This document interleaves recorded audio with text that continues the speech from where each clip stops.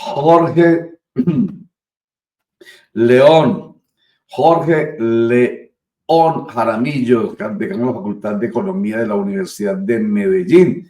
Y primero lo saludamos. Doctor Jorge León, gracias por estar con nosotros en Clicracia, el poder de la información a un clic, la democracia en la información. Bienvenido. Roger, ¿usted cómo ha estado? Siempre lo cogemos conduciendo, pero usted es tan buena gente con nosotros y con nuestros internautas que aún así, yéndose a la oficina, nos atiende. Muchas gracias. Con mucho gusto. Ya estoy aquí a 2 minutos de entrar a la universidad. Sí, bueno, oiga. La facultad nuestra es la de Ciencias Económicas y Administrativas. O sea, son las ciencias empresariales, donde reunimos 7 programas distintos de pregrado, más todos los posgrados y doctorados. Ciencias Económicas y Administrativas. Bueno, oiga, vea, rápidamente, sí, esto no se demora nada. Vamos a ver rápidamente al fundador del Grupo Aval, Luis Carlos Sarmiento Angulo, pidiéndole al Banco de la República que acelere la disminución de las tasas de interés. Aquí está. Efectúe una reducción más drástica en las tasas de interés para que estos efectos tengan un impacto más positivo en la economía. La vivienda nueva y usada, la venta de vehículos y motocicletas, la actividad comercial en general, el turismo, son muy sensibles a las tasas de interés. Bueno, ahí está. Para la dinamización de la economía, dice el fundador del Grupo Aval. Bueno, explíquenos, por favor, doctor Jorge León, ¿en qué consiste esa alza o disminución de las tasas de interés? Roger, voy a ser un poquito pedagógico porque lo necesitamos. Primero diciendo que mi primer institución financiera donde trabajé en 1986 era en el Banco de Occidente, donde el doctor Luis Carlos pues sigue siendo, o digamos, era su presidente en su momento, su hermano. Le voy a contar por partes. El primer flagelo que toda nación combate es la inflación. La inflación es el alza escalonada de precios que se da mes a mes. La inflación es un fenómeno económico que no es un impuesto, pero ese fenómeno afecta siempre a las clases menos favorecidas. ¿Por qué? Porque la inflación todos los meses te quita capacidad adquisitiva y a las personas les aumentan el salario una vez al año, a la gente de bajos ingresos. ¿Qué implica eso? Que cada vez que vas a comprar, compras menos con tus ingresos. Entonces, cuando una inflación está controlada, cuando el Banco de la República dice vamos a estar entre el 2 y el 4 para que Colombia sea el rango 3, ¿cierto? Eso es lo que pretendemos llegar ahí. Pues digamos, eso nos permite crecer, planear y de esa inflación va a tener en cuenta el aumento de salarios. Ahí va una parte. Inflación en Colombia 5,81. Promedio donde nos deberíamos mantener. Después de pandemia esto se alteró. Estuvimos en pandemia por debajo del 1,80 y luego viene la disparada de la inflación y llegamos al 13%. En Estados Unidos un producto con la inflación que se mantiene al 1%, se demora 25 años un producto en dobletearse de precio. Con la inflación de los 2 últimos años, en Estados Unidos los precios se dobletearon en 2 años. Por eso la economía está tan difícil de alcanzar para nosotros. Entonces, ¿qué hacen los bancos centrales? Poner unas tasas de referencia para controlar la inflación. La inflación no la controla un presidente, no la controla un ministro de Hacienda. El único mecanismo que tienen hoy probado se llama tasa de interés, independientemente del fenómeno que esté creando la inflación, sea de oferta o sea de demanda. Entonces, en este caso, el Banco de la República subió las tasas mucho y empezó a bajarlas de manera gradual. Banco Central Europeo empezó a bajar la tasa de interés y en Colombia está empezando a bajar. ¿De acuerdo? Como el gobierno empezó a presionar que había que dar unos sectores créditos, pero con dinero de los bancos, con inversiones forzosas que hace como 2 meses lo dije, no iba a salir y como tal no salió. Los bancos le dijeron, venga, nosotros tenemos los recursos bajo nuestra responsabilidad, vamos a prestar los 55 billones que necesita. Pero es que el problema no es que la gente va a salir a prestar plata simplemente porque las tasas están bajando. No de un banco ofrecerme dinero. Y yo ya no estoy en esas actividades, mi trabajo es otro. No, para una inversión. ¿Usted qué cree en este estado de incertidumbre? ¿Uno qué inversión va a tener? Mire la construcción cómo va. Mire el comercio cómo va. Mire el turismo, quién va a llegar a este país. Si en la misma COP ya se sabe que hay presidentes que no vienen porque no sabe por qué no vienen. Para hablar nosotros de inversión en qué, cuántas inversiones se han parado.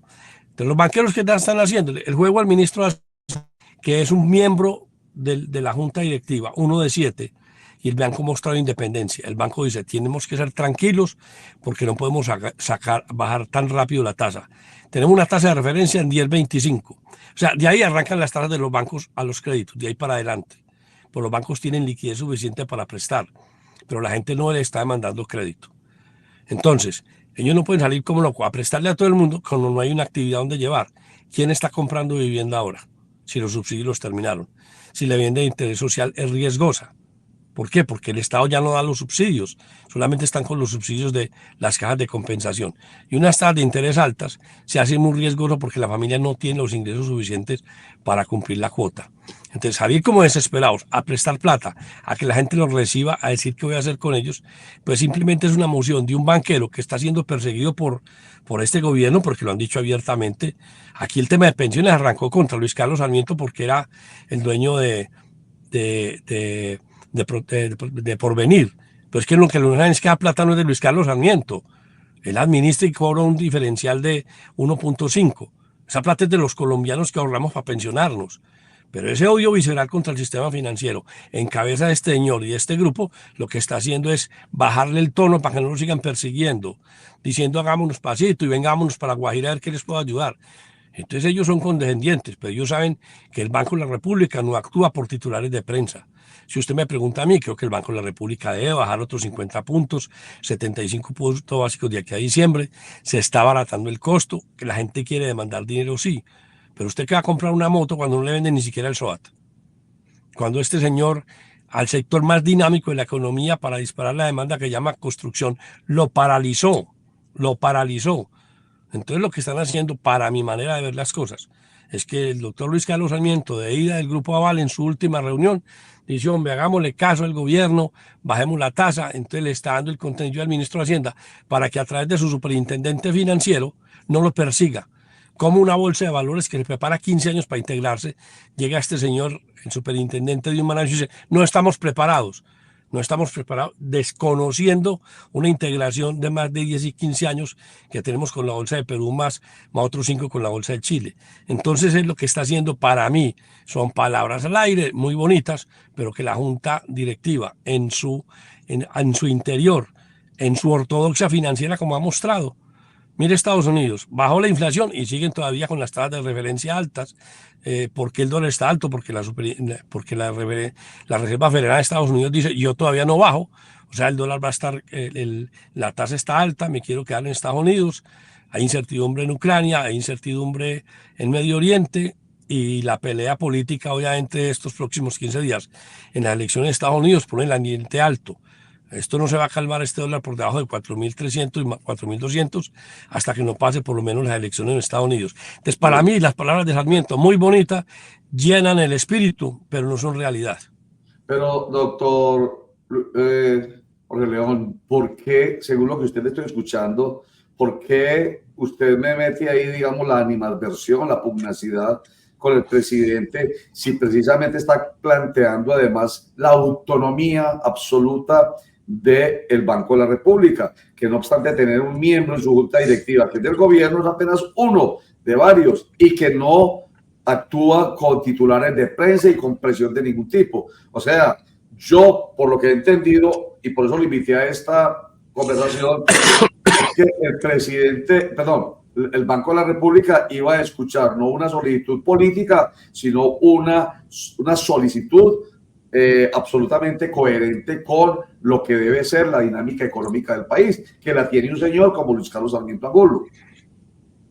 Bueno, el 26% de los activos financieros de este país los maneja ese señor, 26%. No recibe sino 4 billones al año del sistema financiero, dividiendo su Grupo Aval, que el 95% es de él.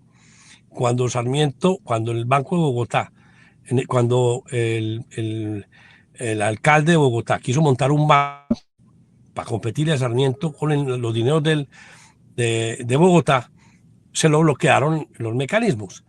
De ahí nace un odio acérrimo frente a ese grupo. Y él lo dice de frente, hay que quitarle a Protección y a Porvenir las pensiones porque esa plata la tenemos que disfrutar los pensionados de hoy. Lo ha dicho.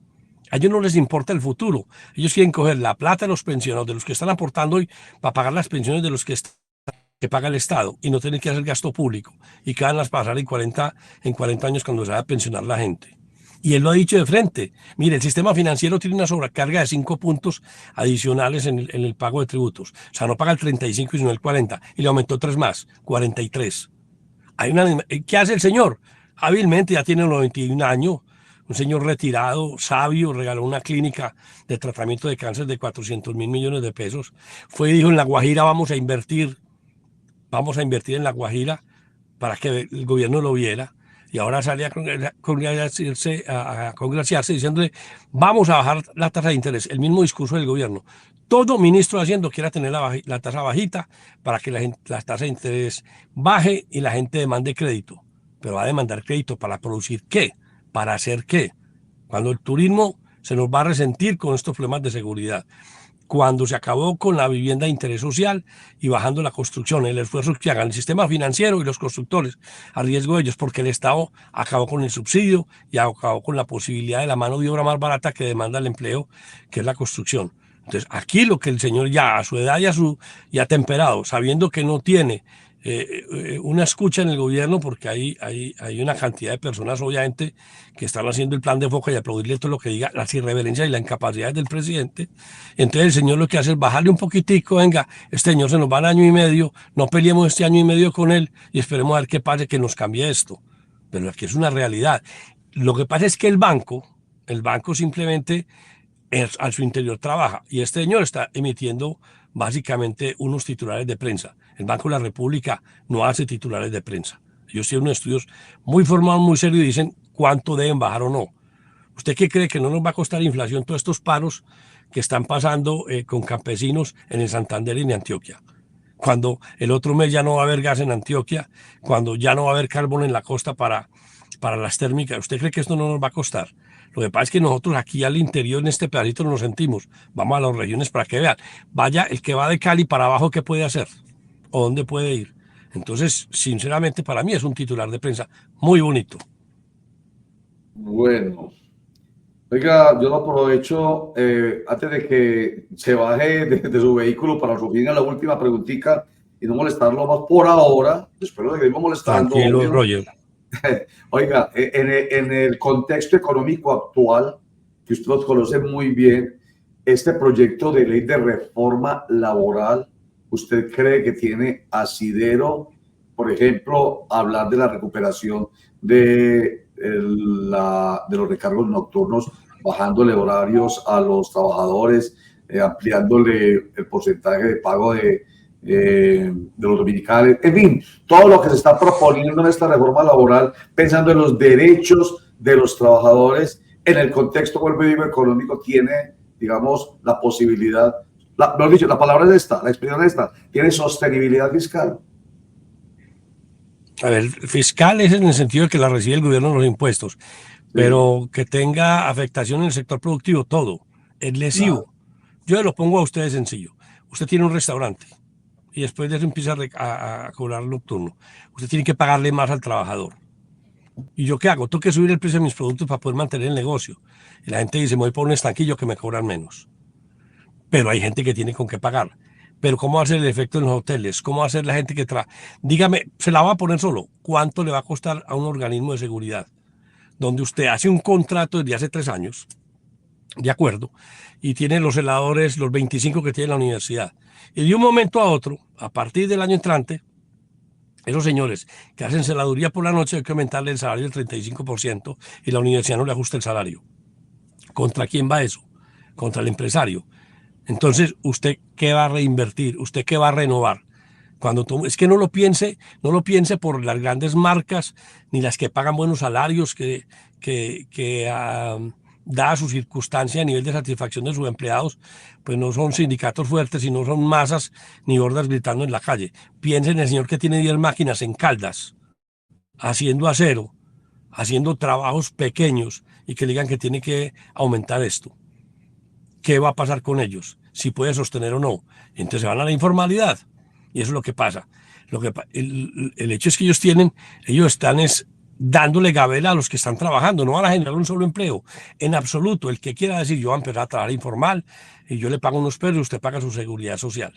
Pero eso es lo que va a llevar, es informalidad. y afectación directa a los empleadores, porque uno tiene que cargarle eso a alguien. O usted deja de ganar o usted deja de vender. Tome la decisión.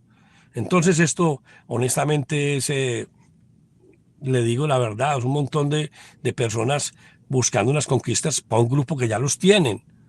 Que los sindicatos son los tipos que mejores gabelas tienen descargas en su horario laboral para capacitación, tienen sus sobresueldos, y digamos que cuando ya la compañía va a tener inconvenientes, ya ellos dicen, no, eso es decisión de los patrones.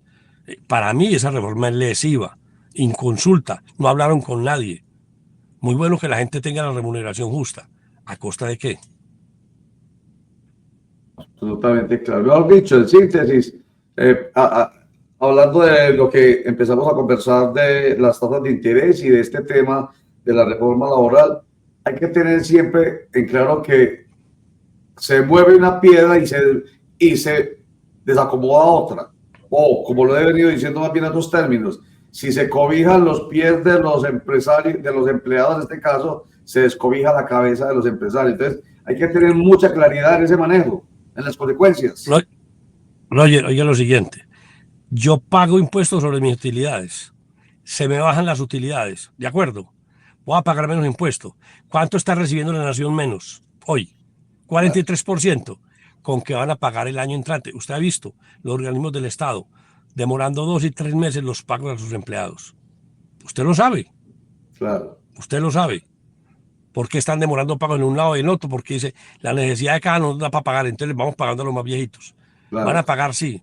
El huequito que van a dejar es grande en tesorería. Claro. Entonces, mejor dicho, se convierte esto, si no hay la suficiente consulta, en un círculo vicioso. Y no se trata de eso, definitivamente. Doctor Jorge León. Así es. Vale. Doctor Jorge León Jaramillo, decano, Facultad de Ciencias Económicas y Administrativas de la Universidad de Medellín. Gracias por siempre dedicarnos el ratico para ayudarnos a entender estos temas que para la mayoría son tan complicados y tan difíciles, pero con usted, como con esa alma docente que tiene, los hace muy pedagógicos, muy claros. Muchas gracias. Roger, con mucho gusto. Un feliz día. Feliz día, señor. a sus órdenes. Gracias, felicidades, doctor Jorge León Jaramillo. Bueno, yo entiendo, ahí me van entendiendo, porque precisamente eso es lo que buscamos acá en Clickcracy, el poder de la información a un clic, la democracia en la información. Va uno entendiendo estos temas, los temas políticos, los temas económicos que son tan densos. Imagínese usted, yo recuerdo a Oscar Mario Correa, que creo que lo metí cuando lo metimos, Mabel y yo, cuando fundamos Cable Noticias. Creo que lo íbamos a meter en temas en los temas económicos. Y bueno, algunos brincaban inmediatamente. No, es que esa área es muy maluca, muy dura. En fin, es que es de las áreas más complicaditas del periodismo. Pero nosotros las hacemos muy fácil con personajes como Jorge León Jaramillo, quien estuvo con nosotros, además de la Facultad de Ciencias Económicas y Administrativas de la Universidad de Medellín. Es el decano.